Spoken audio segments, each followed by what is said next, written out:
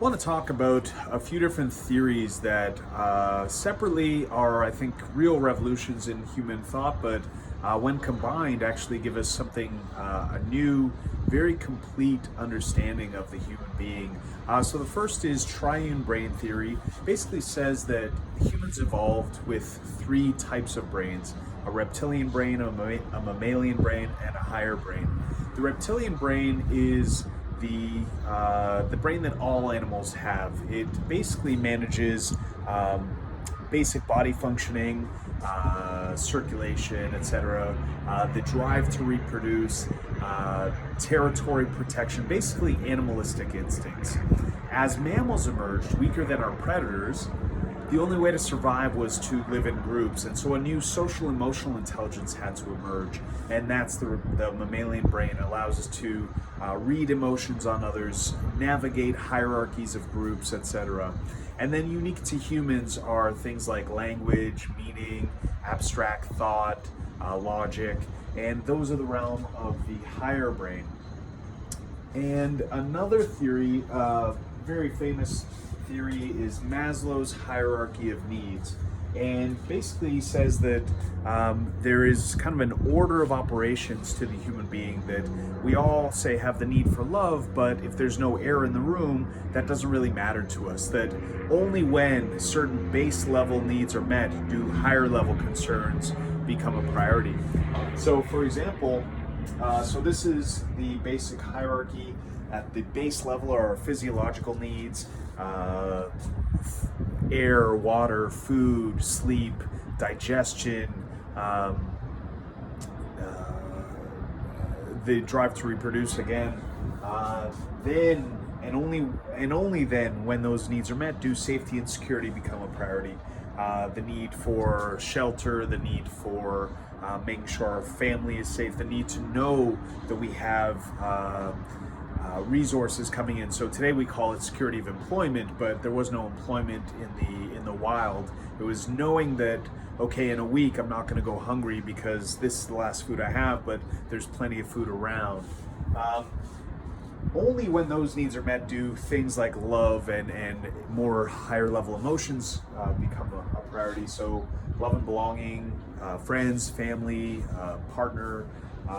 Then self-esteem, our sense of self-confidence, self-worth, our sense of belonging to a group but still being a unique individual.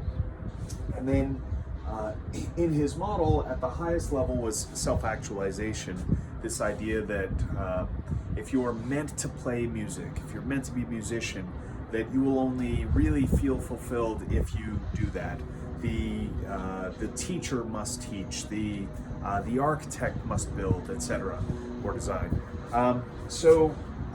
These are separately, these are really interesting models, but on Maslow's hierarchy, there was actually, I think it was 1967, he released a second edition. Make sure you can see this. It's very sunny out here. Pardon. Oh, there we go. Okay, so these four levels are all the same, but he added, he broke down the fifth level into four separate levels: cognitive needs, the need to learn; aesthetic needs, the need for beauty; self-actualization needs, the need to, again, become what you're meant to be; and then self-transcendence, the need to go beyond yourself, the need to give back to your community, your society, etc. But what's interesting is if you overlay these two theories, the first two levels of Maslow's hierarchy are the realm of the reptilian brain. The next two, self-esteem and love and belonging, are the realm of the mammalian brain. They're emotional. And then these four levels are the realm of a higher brain. So what's the significance of this? It allows us to not only have a condensed or more simplified version of Maslow's hierarchy. We could think of reptilian, mammalian, and higher instead as body, heart, and mind.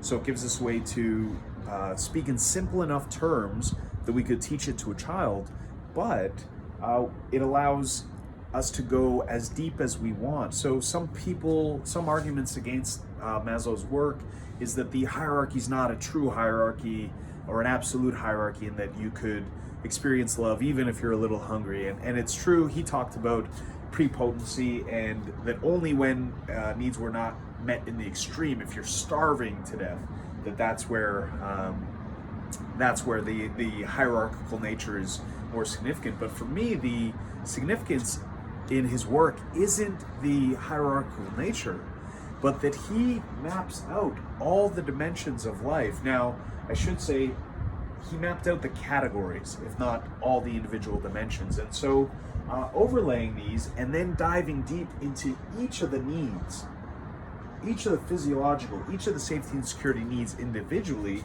we have something new, what I call the LifeMap. Here. And I've structured it in the reverse order instead of looking from the bottom up. So here we have, make sure we can all see. So we have the reptilian, mammalian, and higher brains, which correlate with the need classes, physiological and safety and security. I've for my own work, renamed positional, social, emotional, cognitive, aesthetic, self-actualization, self-transcendence. But, and here's where I think this is actually really useful, we can map these all out, even in order of importance, but all the physiological needs: breathing, hydration, sleep, homeostasis, nutrition, digestion, posture, nervous system balance, fitness, and sex. Our safety and security needs: security of body, security of property, security of employment, security of family, and as you might notice if you're familiar with this, I've kind of interjected my own suggestions, as anyone could, for things that should be considered in here. Security of prosperity. We're not going to feel fully satisfied and really able to kind of transcend to the next level or ascend to the next level unless we know that we can grow beyond just kind of maintaining our current state. Our social needs: friends, our family, friends, and intimacy.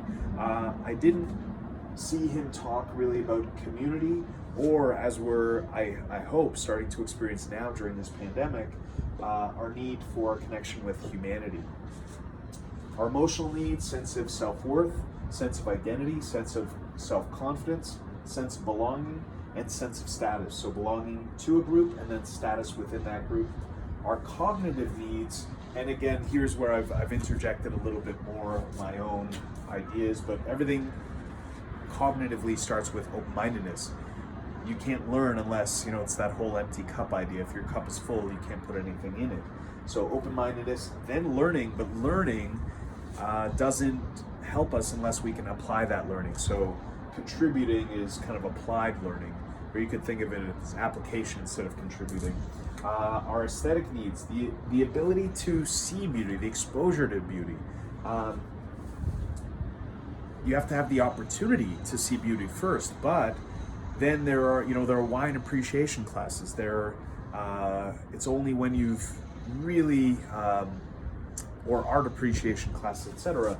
So there's the ability to see beauty, then there's the ability to appreciate it, and then a wholly different level is the ability to express it, to create it yourself. Self-actualization, we need to have a passion. We need to find a passion, and many of us, certainly as we're younger, don't have that, but that's where we try different things, we experience different things, and then when we find that, say, I've discovered I love music. Okay, now it's time to go to work. Now it's time to cultivate that passion and develop your skill, become that musician you're meant to be. Then actually express or actualize yourself. And then on transcendence, you have to have, I wrote here, philosophy and citizenship.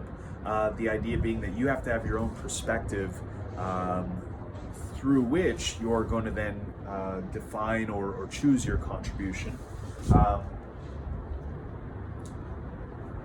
Beyond that, sense of purpose. So you have to know exactly what you're aiming for in terms of that contribution, and then there's actually acting on it. I've kind of put two ideas: entrepreneurship, not so much in the literal sense of having a business, but the sense of kind of agency and ingenuity to actively try to build whatever you're trying to build in the world, or contribute in whatever way, and to get creative about actually making that happen. And then legacy is kind of the final idea, that we want to help the world, of course, but there's different types of helping the world on many levels. But there's helping the world today, and then there's helping the world in perpetuity, changing the world as it goes forward. So this life map, again, what's the significance? Well, again, when we break it down, when we break Maslow's hierarchy down in this way, not only do we have a simplified version that, again, we can talk to kids about, but we have all the dimensions of human experience mapped out in here. I would kind of challenge anyone to think about an experience in life that doesn't fall somewhere within here. Now, what's the significance there? We weren't born with an instruction manual on how to live, and we weren't even born with an instruction manual on what are the different areas of life to consider. So we all hear that kind of stereotypical story, that trope about the retiring executive who made all the money and forgot about family or forgot about meaning. Well, what happened in that case? That was someone who had a map of success given to them, and it wasn't wrong, it was just incomplete. It didn't include these other things. So some of us may know, okay, meaning and family are important, but are we on top of our health? Are we on top of our sense of self-worth? You know, the idea is, what we don't want to do is climb really high on the ladder and then realize it was leaning against the wrong wall. Well, we won't really be fully satisfied unless we're at least balanced, at least meeting the minimums in each of these dimensions. And so for me, the life map allows us to see all the different aspects of ourselves, allows us to even organize all those aspects. Okay, and then even evaluate yourself, like, how much do I know about breathing? How much do I know about hydration? Can I improve those things? And so in another video, we'll dive deeper into how we can use the life map.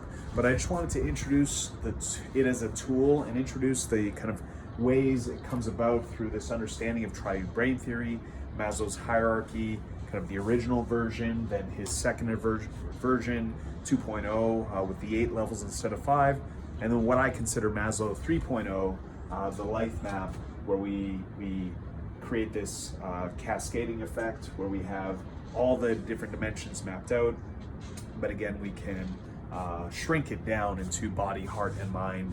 And the significance there, again, is as an educational tool. Like, what's the big problem with school?